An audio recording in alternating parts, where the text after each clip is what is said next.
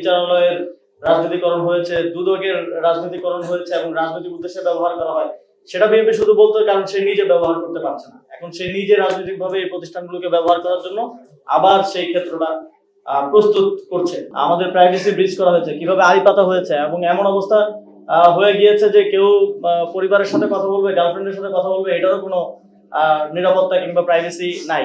বৃদ্ধি যে অধ্যাদেশগুলোর মাধ্যমে করা যায়, যেই যে উপায়ের মধ্য দিয়ে করা যায় সেটা রাখা হচ্ছে, কিন্তু যেখানে জবাবদিহিতা করার বিষয় আছে, যেখানে জনগণের কাছে জবাবদিহিতা করতে হয়, অ্যাকাউন্টেবিলিটির জায়গাগুলোতে সেই অধ্যাদেশগুলোকে বাতিল করা হচ্ছে। এবং রাষ্ট্রীয় প্রতিষ্ঠানগুলো, যেটা আমাদের দীর্ঘ লড়াই, ইভেন আমরা বিএনপিকেও লড়াই করতে দেখেছি, বিএনপিকেও বলতে দেখেছি, সেই প্রতিষ্ঠানগুলোকে আবারও আগের জায়গায় ফিরিয়ে নেয়। এবং এখন আমাদের মনে হচ্ছে বিএনপি তখন যেটা বলতো যে এই আমাদের বিচারালয়ের রাজনীতিকরণ হয়েছে, দুদকের রাজনীতিকরণ হয়েছে এবং রাজনৈতিক উদ্দেশ্যে ব্যবহার করা হয়, সেটা বিএনপি শুধু বলতো কারণ সে নিজে ব্যবহার করতে পারছে না। এখন সে নিজে রাজনৈতিকভাবে এই প্রতিষ্ঠানগুলোকে ব্যবহার করার জন্য আবার সেই ক্ষেত্রটা প্রস্তুত করছে।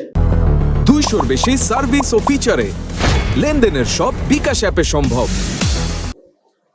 আমরা বারবার ওনাদেরকে সংবিধানের কথা বলতে শুনি, এবং সংবিধান সংবিধান সংবিধান শুনতে শুনতে মাথা নষ্ট হয়ে গেছে। এখন মানুষ বিভিন্ন সামাজিক বিষয়ে কথা বলতে গেলেও সংবিধান নিয়ে আসে। কিন্তু আমরা দেখলাম যে প্রশাসক নিয়োগের ক্ষেত্রে তারা সংবিধান লঙ্ঘন করলেন, এবং সংবিধানে লেখা আছে যে স্থানীয় সরকার প্রতিষ্ঠানগুলো জনপ্রতিনিধিদের দ্বারা পরিচালিত করতে হবে, এবং জনপ্রতিনিধি মানে হচ্ছে জনগণের ভোটে নির্বাচিত প্রতিনিধি।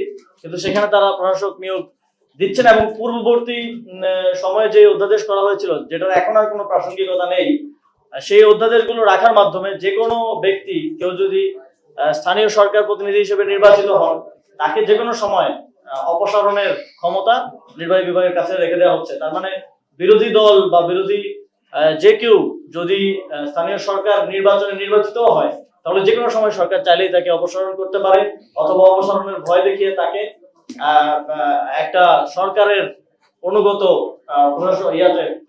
নির্বাচিত জনপ্রতিনিধিতে পরিণত করতে পারে। তো এটা আমরা মনে করি বাংলাদেশের গণতন্ত্রের জন্য স্পষ্ট, এবং এই আইনটা যে কোনো সময় কোর্টে চ্যালেঞ্জ করলে এটা খুবই দুর্বল একটা জায়গা আছে। এটা সংবিধানের সাথে সাংঘর্ষিক বলে এটা বাতিল হওয়ার একটা সম্ভাবনা আছে।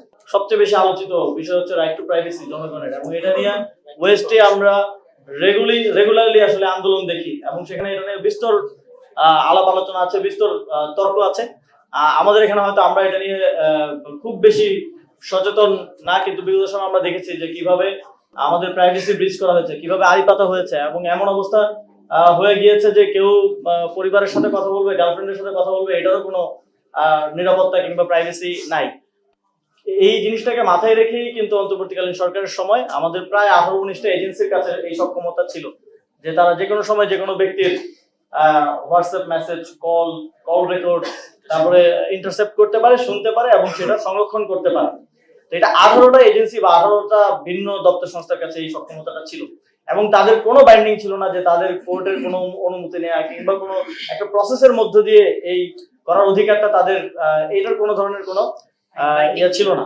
তো অন্তর্বর্তীকালীন সরকারের সময় শুধুমাত্র 4টা এজেন্সিকে এই সক্ষমতাটা দিয়ে এই অধ্যাদেশটা করা হয়েছিল, এবং সেক্ষেত্রেও যে কোনো ব্যক্তির যদি প্রাইভেসি ব্রিজ করতে হয়, যদি আড়ি পাততে হয়, তাহলে সেটা আদালতের একটা কোর্ট অর্ডার নিয়ে সেটা করতে হবে। এর মাধ্যমে আপনার আমার জনগণের যেই রাইট টু প্রাইভেসি, এইটাকে সংরক্ষণ করার জন্য এই অধ্যাদেশটা করা হয়েছিল। সেই অধ্যাদেশটাও বাতিল করার মাধ্যমে আবারও যে কোনো সময় আপনাকে আপনার ফোন কল, হোয়াটসঅ্যাপ কল বা কথাবার্তা ইন্টারসেপ্ট করার ক্ষমতাটা সরকার এবং এই যে প্রায় 18-19টা এজেন্সির কাছে দিয়ে রাখা হচ্ছে।